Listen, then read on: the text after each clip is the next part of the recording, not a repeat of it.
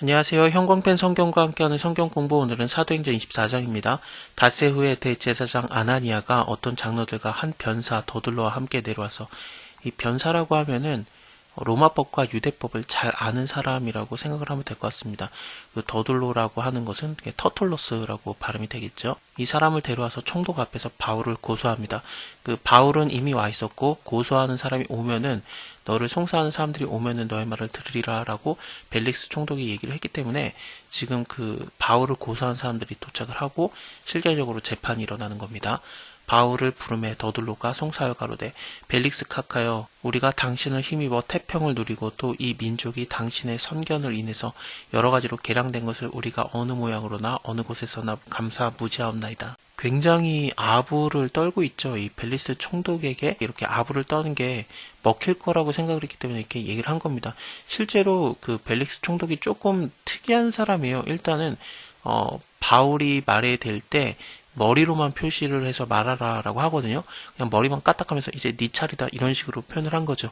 굉장히 권위적인 모습도 보여지고, 또 바울을 그냥 잡고 있는데 왜 잡고 있었냐면은 바울에게 돈을 받을까 바라는 거로 더 자주 불러서 같이 얘기했다, 이런 식으로 나오는 걸 통해서 보면은 이 벨리스 총독이 돈에 또 좀 약한 사람이고 뇌물도 받는 거죠. 그리고 또 이런 아부 떠는 것 같은 것도 좀 즐겨 듣는 사람인 것 같고 굉장히 권위적인 사람이고 그런 자입니다. 이런 상황을 잘 알기 때문에 대제사장 아나니아가 변사 더둘로를 데리고 온 거죠.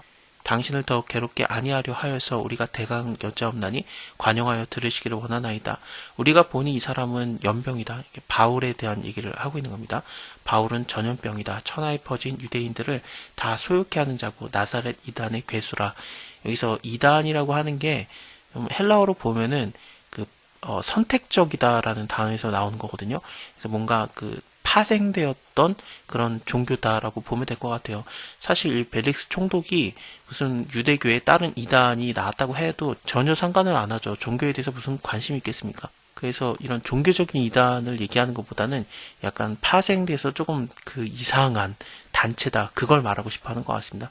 그래서 충분히 소요를 시켜서 반란을 일으킬 만한 뭔가 나쁜 영향을 미칠 만한 사람입니다라고 지금 고소를 하는 거죠. 이 괴수라고 하는 것도 처음 되었다, 그런 헬라어에서 나오는 거예요. 그래서 이 파생된 단체에 가장 으뜸이 되는 자다, 처음 있는 자다, 이렇게 얘기를 합니다. 저가 또 성전을 더럽게 하려 하였으므로 우리가 잡아왔사오니 당신이 친히 그를 신문하면은 우리의 송사하는 이 모든 일을 아실 수 있을 겁니다 하니, 유대인들도 이에 첨가해서 이 말이 옳다라고 주장을 합니다. 총독이 바울에게 머리를 표시해서 네 이제 말해봐라, 이렇게 머리만 까딱한 거죠. 바울이 대답하되 당신이 여러 해 전부터 이 민족의 재판장이 된 것을 내가 알고 내 사건에 대해서 기쁘게 변명하나이다.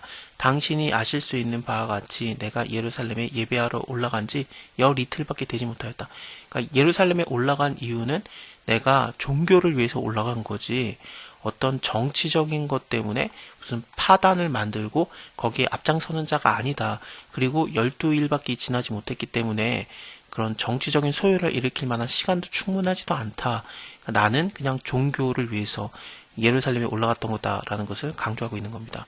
저희는 내가 성전에서 아무런 변론하는 것이나 회당과 또는 성중에서 무리를 소동하게 하는 것을 보지 못하였으니 이제 나를 송사하는 모든 일에 대해서 저희가 능히 당신 앞에서 내세울 것이 없나이다. 그러나 이것을 당신에게 고백하리이다. 나는 저희가 이단이라고 하는 도를 쫓아 어떤 파생된 단체의 지도자로 나를 얘기를 하고 있지만, 사실은 나도 도를 쫓아서 조상 하나님을 섬기고 율법과 및 선지자들의 글에 기록된 것을 다 믿으며 저희의 기다리는 바 하나님을 향한 소망을 나도 가졌으니, 그래서 유대인들이 나를 고소하고 있지만 나는 다른 그런 게 아니다. 물론 다르죠. 예수님에 대해서 이제 얘기를 해야 되니까. 그래서 의인과 악인의 부활이 있다라고 얘기를 하면서 점점 예수님에 대해서 말을 하려고 합니다. 실제로 벨릭스 총독이 나중에 바울을 불러서 그리스도 예수를 믿는 도에 대해서 계속해서 듣거든요. 어쨌든 이때는 바울이 유대인들이 나를 고소하고 있지만 사실은 이것을 범죄로 칠 수 없다라고 강조를 하고 있어요. 이것으로 인해서 나도 하나님과 사람에 대해서 항상 양심에 꺼리낌이 없기를 힘쓰노라. 여러 해 만에, 한 여러 해가 4년, 5년 정도로 볼 수 있습니다. 사도행전 18장에서 2차 전도행이 끝나고 나서 예루살렘에 잠깐 들렸을 때 그때를 마지막으로 다시 한번 왔다라고 생각하면 한 5년 정도, 뭐 4년, 5년 그렇게 잡을 수 있거든요. 오랜만에 왔는데 내가 내 민족을 구제할 것과 재물을 가지고 와서 드리는 중에 내가 결례를 행하였고 모임도 없고 소동도 없이 성전에 있는 것을 다 저희가 보았나이다.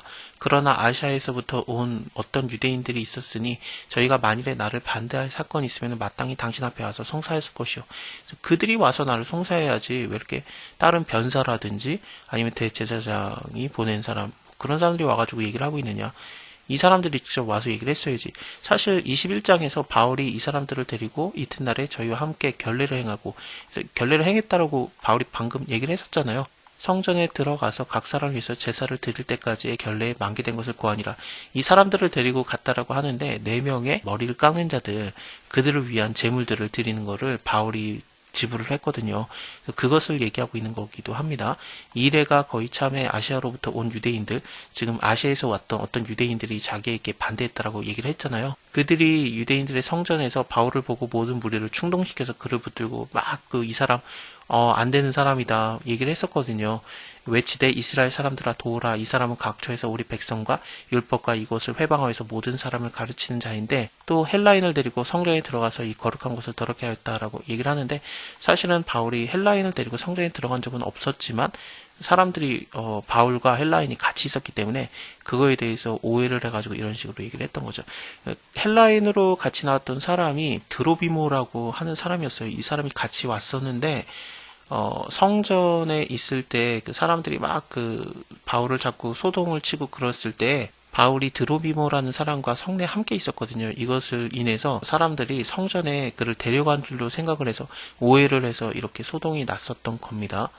어쨌든 다시 24장으로 돌아오면요. 그때 아시아에서 와가지고 반대했던 그 유대인들이 나를 송사를 해야지 이 사람들은 나랑 상관도 없다.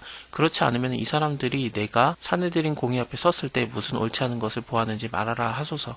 오직 내가 저희 가운데서 서서 외치기를 내가 죽은 자의 부활에 대하여 오늘 너희 앞에 신문을 받는다고 한 이 소리가 있었을 따름입니다. 23장 6절에서 바울이 여러분 형제들아 나 바리새인인데 그리고 바리새인의 아들이다. 죽은 자의 소망 부활에 대해서 내가 말하고 있어서 내가 이렇게 신문을 받고 있다라고 외치고 실제로 두 파가 서로 막 분란이 일어나고 그랬었거든요. 이것을 얘기했을 뿐이다. 벨릭스가 이 도에 대해서 더 자세히 아는 거로 연기하여서 가로되 어떻게 이 벨릭 총독이 부활에 대해서 알고 있을까? 아마도 이 밑에 24절을 보면은 벨릭스의 아내가 유대 여자였어요. 두르실라라는 사람이 있었는데 그 사람이 이미 이 벨릭스 총독에게 부활에 대해서 말해줬을 것 같아요. 일단은 이 두르실라라는 여자는 굉장히 유명한 여자입니다. 이 벨릭스에게는 세 번째 아내가 이 유대 여자 두르실라인데 어쨌든 그것을 길게 설명하기는 그렇고 이 여자 덕분에 아내 덕분에 아마도 부활에 대해서 정확하게 알고 있었지 않을까. 재판을 연기를 합니다. 천부장 루시오가 내려오거든 너희의 일을 처결하리라 하고 백부장을 명하여서 바울을 지키되 자유를 주며 친구 중 아무나 수종하는 것을 금하지 말라라고 합니다. 그래서 바울이 감옥에 있다라기는 좀 그렇고 구치소에 있다고 해야 되나? 그게 그 말 같긴 한데 어쨌든 여기에서 2년 동안이나 있어요. 27절을 보면은 이태를 지나서라고 나오지 않습니까? 이태라는 게 2년이에요. 2년 동안에 그냥 구치소에 있었던 거죠. 재판도 받지 못하고. 그냥 이렇게 돼 있을 수밖에 없었던 게 이 벨릭스 총독은 유대인들의 환심을 사는 것을 그냥 좋아했었고 바울을 풀어주려고 하는 열심도 없고 좀 특이한 사람이긴 합니다. 수요일에 벨릭스가 그 아내 유대 여자 드루실라 함께 와서 바울을 불러서 그리스도 예수의 도를 듣거늘 바울이 의와 절제와 장차 오는 심판을 강론하니 벨릭스가 두려워서 대답하되 지금은 가라. 내가 틈이 있으면 너를 부르리라 하고 동시에 또 바울에게서 돈을 받을까 바라는 거로 바울이 굉장히 좀 부유했다라고 판단이 되거든요.